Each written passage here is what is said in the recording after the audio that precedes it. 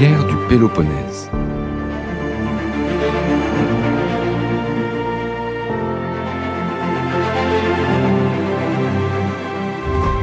Bonjour à tous. Imaginez deux puissances, si proches géographiquement mais si différentes dans leur vision du monde, qui s'affrontent dans un conflit si dévastateur qu'il redéfinit complètement la civilisation grecque antique. C'est l'histoire de la guerre du Péloponnèse, ce conflit titanesque qui oppose Athènes et Sparte pendant presque 3 décennies, de 431 à 404 avant notre ère. Une guerre qui n'est pas seulement militaire, mais aussi idéologique, parce qu'elle oppose deux modèles de société. D'un côté, Athènes, une puissance maritime, démocratique, commerçante, rayonnante intellectuellement. De l'autre, Sparte, une cité terrestre, au régime politique complexe. Un conflit d'une ampleur inédite qui mobilise l'ensemble du monde grec, divise des cités qui étaient jusque-là alliées et cause des pertes humaines catastrophiques. Pensez qu'Athènes perd jusqu'à 1/3 de sa population pendant cette guerre. La guerre du Péloponnèse marque un tournant décisif dans l'histoire de la Grèce antique. Elle signe la fin de l'âge d'or athénien et ouvre la voie de nouveaux équilibres qui aboutissent un siècle plus tard à la domination macédonienne puis romaine. Aujourd'hui, découvrons ce conflit dont les stratégies, les alliances et les retournements de situation continuent de fasciner les historiens et les stratèges militaires. Préparez-vous pour un voyage dans le temps, au 5e siècle avant notre ère, à l'époque où se forge le destin de la Grèce antique.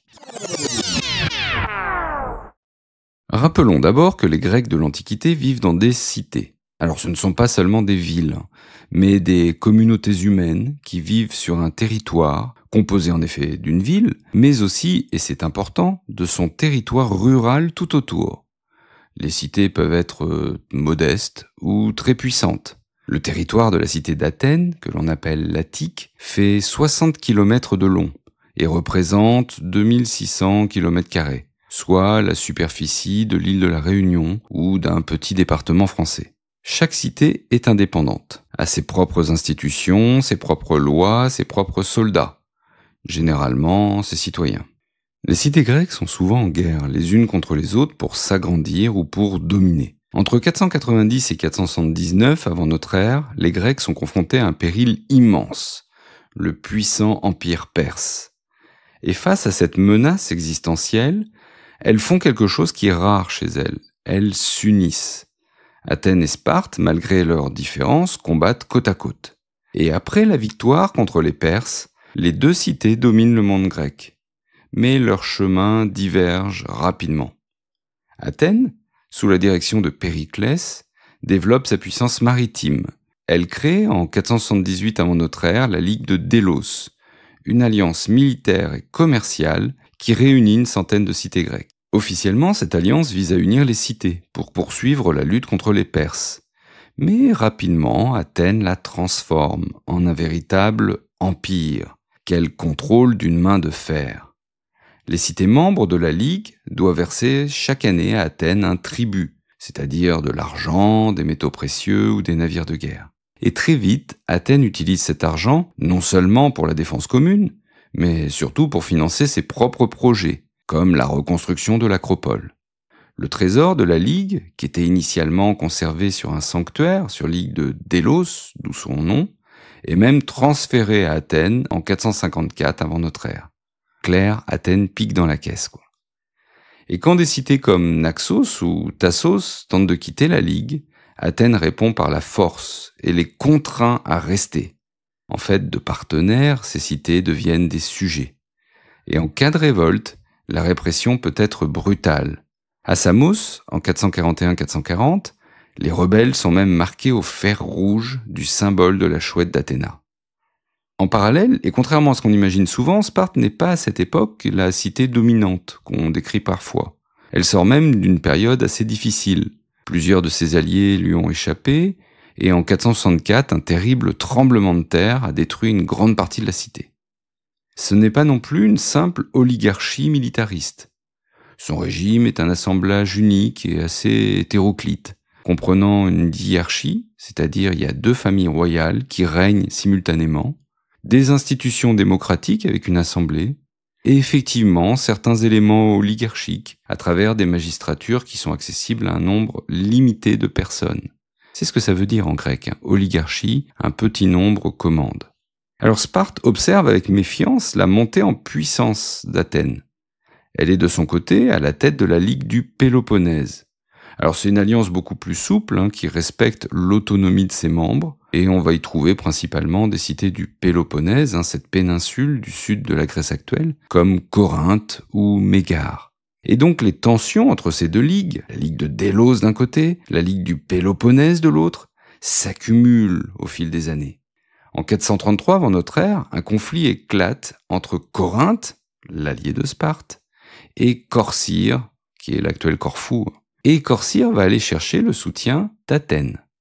Les Athéniens interviennent, ce qui provoque la colère de Corinthe, qui demande logiquement à Sparte de réagir.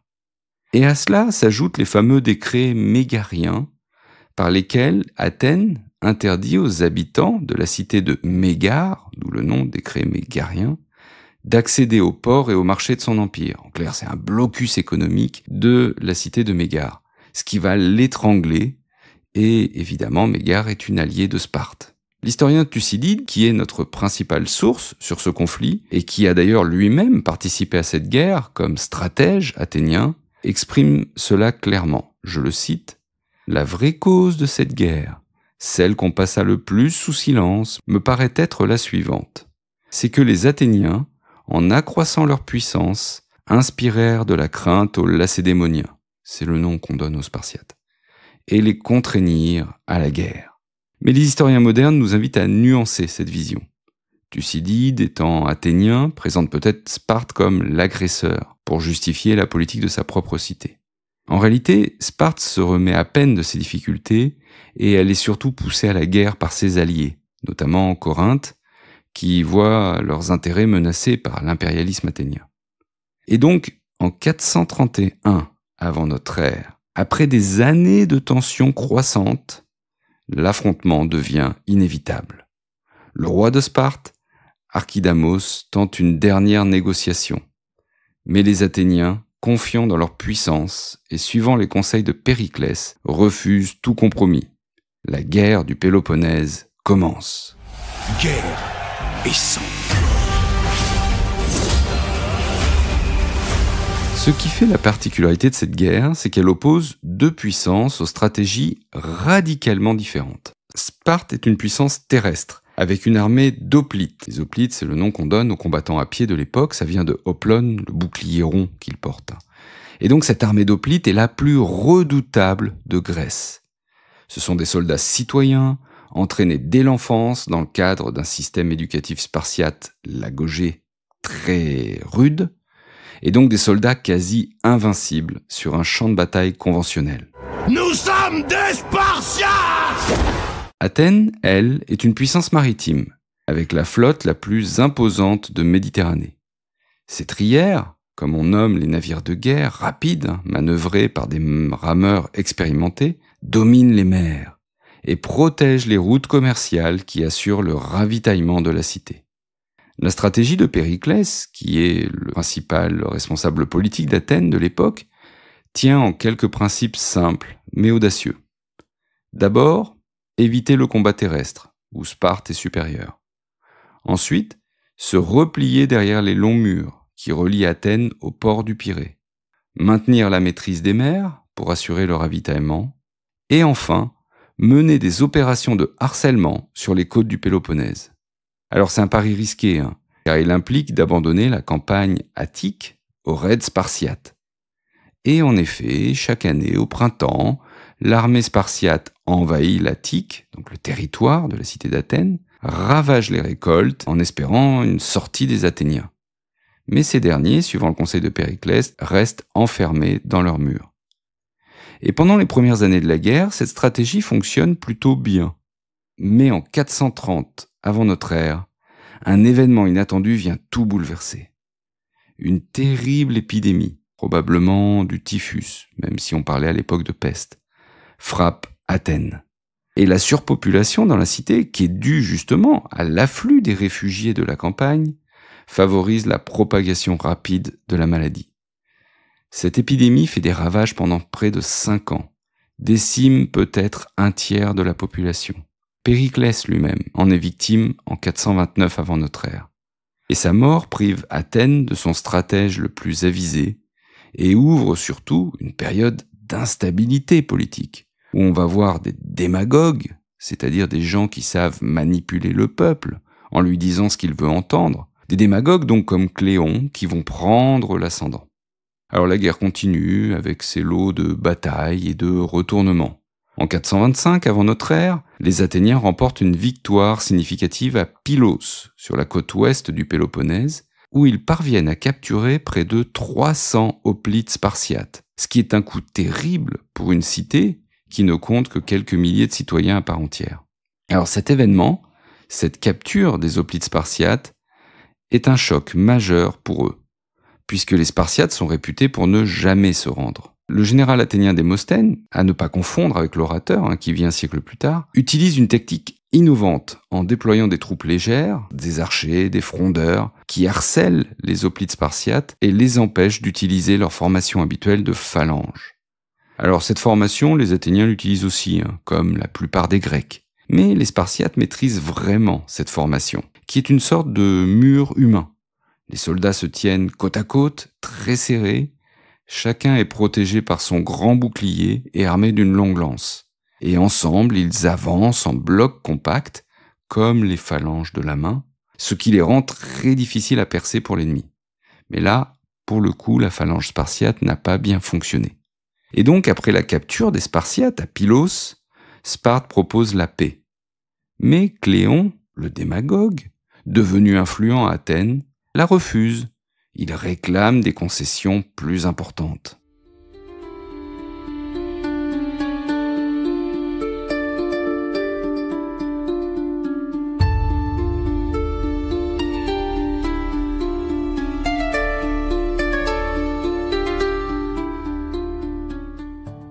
Un autre tournant décisif se produit en 424 avant notre ère, lorsque le général spartiate Brasidas mène une brillante campagne en Thrace, une région qui est au nord de la mer Égée, et il parvient à détacher plusieurs cités de l'alliance athénienne, notamment Amphipolis, qui est alors une colonie stratégique pour Athènes. Thucydide, notre historien, mais à l'époque général athénien, échoue à défendre Amphipolis, ce qui lui vaut d'être exilé d'Athènes. Alors c'est un événement malheureux pour lui, mais heureux pour nous, puisque c'est pendant cet exil qu'il écrit sa fameuse Histoire de la guerre du Péloponnèse. Et en 422 avant notre ère, lors de la bataille d'Amphipolis, Brasidas et Cléon trouvent tous les deux la mort. Privés de leurs leaders les plus belliqueux, Athéniens et Spartiates, sont plus enclins à négocier. Et c'est comme ça qu'en 421 avant notre ère, la paix de Nicias, du nom du général athénien qui la négocie, est signée. Alors elle prévoit une trêve de 50 ans et le retour aux frontières d'avant-guerre. Mais cette paix est fragile. Plusieurs alliés de Sparte, comme Corinthe et Thèbes, refusent de la ratifier. Et donc cette période de paix reste précaire. Elle dure en fait 6 ans, pendant lesquels les tensions persistent. Athènes a conservé sa puissance navale, et elle commence à rêver à de nouvelles conquêtes. Et en 415 avant notre ère, sous l'influence d'Alcibiade, un jeune et ambitieux noble athénien, la cité lance une expédition massive contre Syracuse. Syracuse est à l'époque une puissante colonie de Corinthe en Sicile. C'est l'une des plus grandes opérations militaires de toute l'Antiquité. 134 trières, donc ces navires de guerre, 30 000 hommes qui sont engagés. Et cette expédition est un désastre total. Dès le départ, Alcibiade est accusé de sacrilège. On lui reproche d'avoir profané les Hermès, ces statues du dieu qui protègent les rues d'Athènes. Il s'enfuit à Sparte pour éviter le procès. Et arrivé à Sparte, il conseille les Spartiates sur la meilleure façon de vaincre ses compatriotes. Habile.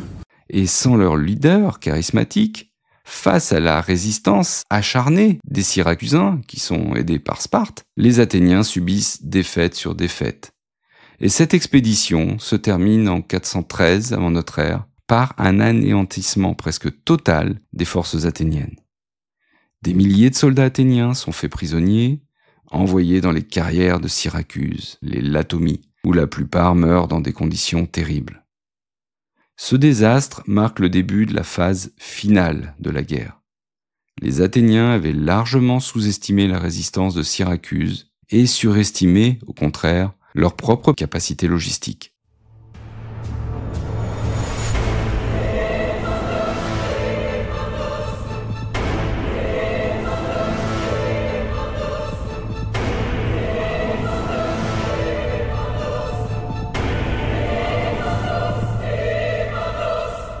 Après la catastrophe sicilienne, la situation d'Athènes devient critique.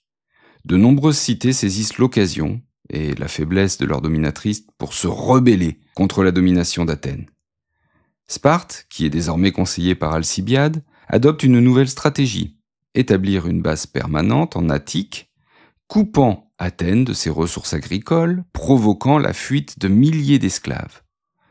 Plus grave encore, les Spartiates décident de défier Athènes sur son propre terrain, la mer, en construisant une flotte financée par les Perses. Ah oui, tiens, un nouvel acteur qui rentre en scène, l'Empire perse, l'ennemi commun d'hier, qui voit dans cette guerre intra-grecque une opportunité de regagner de l'influence. Donc les Perses financent la flotte spartiate en échange de la promesse de récupérer les cités grecques d'Asie mineure, celles qu'ils contrôlaient avant les guerres médiques dont nous avons parlé au tout début. Alcibiade, qui est toujours aussi versatile, va se brouiller cette fois-ci avec les Spartiates, et il fuit chez les Perses, avant de négocier son retour à Athènes en 411 avant notre ère. Mais je suis en train de me demander, je suis dans votre camp! Au moment où il y a eu un coup d'État, celui des 400 qui vient de renverser la démocratie athénienne. Un putsch qui est le reflet du mécontentement populaire face au revers militaire, mais qui ne va pas durer très longtemps puisque la flotte athénienne est restée fidèle à la démocratie. Malgré quelques victoires navales qui redonnent espoir aux Athéniens, notamment à Cyzique en 410 avant notre ère ou aux Arginus en 406, la situation continue de se dégrader. La flotte spartiate, commandée par Lysandre, est de plus en plus efficace grâce au soutien financier perse. Et le coup de grâce survient en 405 avant notre ère à Aigos Potamos, dans l'Hellespont, aujourd'hui le détroit des Dardanelles. Lysandre surprend la flotte athénienne alors que les équipages sont à terre, et il capture presque tous les navires sans combat. Cette défaite est catastrophique, car elle prive Athènes de son dernier atout, sa marine. Lysandre établit ensuite un blocus du port d'Athènes, le Pirée, affamant la population athénienne. Et après plusieurs mois de siège, Athènes capitule en 404 avant notre ère. Les conditions de paix sont très sévères.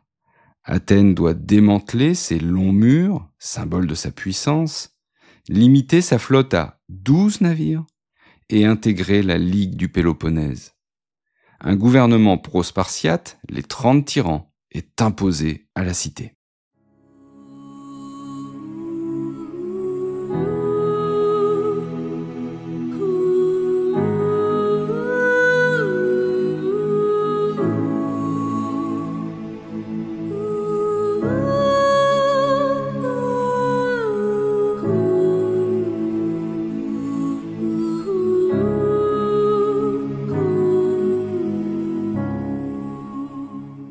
Après presque 3 décennies, la guerre du Péloponnèse s'achève donc sur la défaite totale d'Athènes. Mais cette victoire de Sparte est à double tranchant. Sparte est une cité militaire habituée à l'austérité, et elle se retrouve soudain à la tête d'un empire maritime. L'afflux de richesses et les nouvelles responsabilités internationales corrompent progressivement les valeurs traditionnelles spartiates.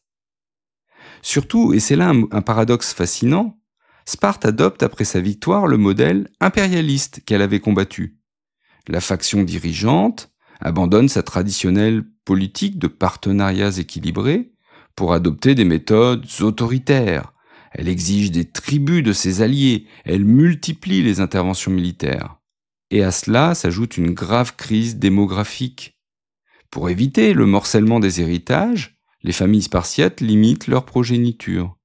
Et le nombre de citoyens à part entière diminue dangereusement. Ce qui fait que la puissance militaire de la cité repose de plus en plus sur les classes inférieures, qui sont envoyées combattre aux quatre coins de la Grèce pour éviter qu'elle ne se révolte. Ainsi, très rapidement, Sparte se révèle incapable de gérer un empire, et son hégémonie est contestée dès 395 avant notre ère, lors de la guerre de Corinthe. La suprématie spartiate atteint son apogée en fait entre 386 et 371, avant que ses propres alliés, Athènes, qui se relève, Thèbes, qui nourrit ses propres ambitions, se soulèvent à leur tour. La défaite à Leuctre en 371 contre les Thébains met fin à cette suprématie finalement assez éphémère. Athènes, justement, malgré sa défaite, se relève rapidement. Les 30 tyrans qui avaient été imposés par Sparte sont renversés au bout de 8 mois, et la démocratie est restaurée. La cité va même reconstruire ses longs murs quelques années plus tard et reformer une alliance maritime. Mais elle ne retrouve jamais la puissance et le rayonnement du 5e siècle avant notre ère. Cette guerre a aussi profondément transformé le monde grec. Elle a épuisé les cités, elle a décimé des générations entières, et elle a miné la confiance entre les Grecs. Les valeurs panhelléniques, celles qui unissent tous les Grecs et qui avaient permis justement de s'unir face aux Perses, sont durablement affaiblies. Et le vide, laissé par l'affaiblissement des deux grandes puissances, Athènes d'un côté, Sparte de l'autre, permet l'émergence de Thèbes comme nouvelle force hégémonique pendant quelques décennies, avant que le royaume du Nord, que les Grecs ont longtemps méprisé, ce royaume de cavaliers, la Macédoine de Philippe II, puis d'Alexandre le Grand, ne finissent par s'imposer comme la nouvelle puissance dominante. Bon, plus largement, la guerre du Péloponnèse marque une rupture dans l'histoire grecque. Elle signe la fin de l'âge d'or athénien, ce siècle de Périclès qui avait vu fleurir la démocratie, la philosophie, le théâtre et les arts. Pour les penseurs grecs comme Platon, dont le maître Socrate a vécu pendant cette guerre et en a subi les conséquences, il est condamné à mort en 399 avant notre ère, ce conflit devient le symbole de la décadence qui survient lorsque les ambitions et les passions l'emportent sur la raison et la modération. La guerre du Péloponnèse nous rappelle aussi comment les démocraties peuvent parfois prendre des décisions désastreuses sous l'influence de démagogues, comme ce fut le cas avec l'expédition de Sicile. Aussi, quand la démocratie devient impérialiste, quand elle oublie ses principes au nom de sa puissance, que reste-t-il ? La guerre du Péloponnèse, c'est donc une leçon politique qui résonne dans notre monde actuel. Thucydide l'a bien analysé. On parle d'ailleurs souvent du piège de Thucydide pour décrire la situation où une puissance établie, comme Sparte, se sent menacée par une puissance montante, comme Athènes, rendant la guerre presque inévitable. Certains experts y voient des parallèles avec la situation actuelle entre les États-Unis et la Chine. Et certains historiens vont même aussi jusqu'à comparer la guerre du Péloponnèse à la guerre froide, avec une Athènes impériale et autoritaire, qui serait l'équivalent de l'URSS, et Sparte plus respectueuse de l'autonomie de ses alliés, qui rappellerait les États-Unis et l'OTAN. Mais c'est une autre histoire. Merci d'avoir écouté cet épisode sur ce conflit majeur de l'Antiquité grecque. Le sujet a été choisi après un sondage sur le compte Instagram du podcast.